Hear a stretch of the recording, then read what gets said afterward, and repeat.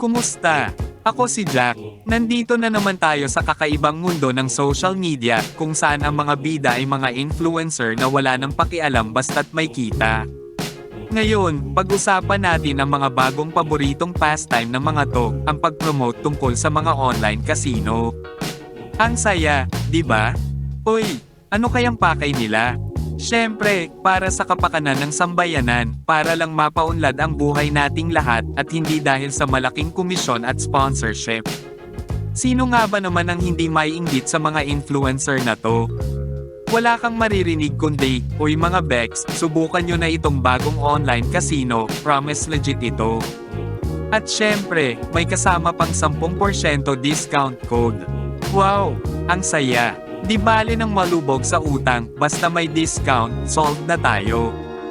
Ang mga influencer na to, sinisigurado nilang maayos ang lahat. Meron pang tutorials kung paano mag-register, paano mag-cash in, at syempre, paano mag-cash out kung mananalo ka. Pero teka, paano nga ba mananalo kung puro talo?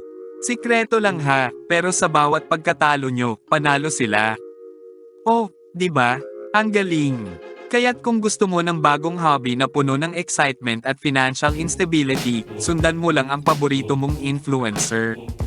Bakit ka pa maghahanap ng stable na trabaho o negosyo kung pwede ka namang magpakasaya sa online casino?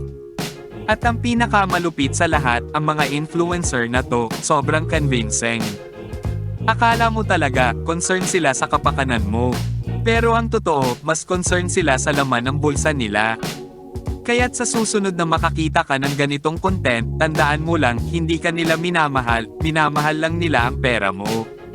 At dyan nagtatapos ang ating kwento tungkol sa mga influencer na mahilig mag-promote tungkol sa online casino.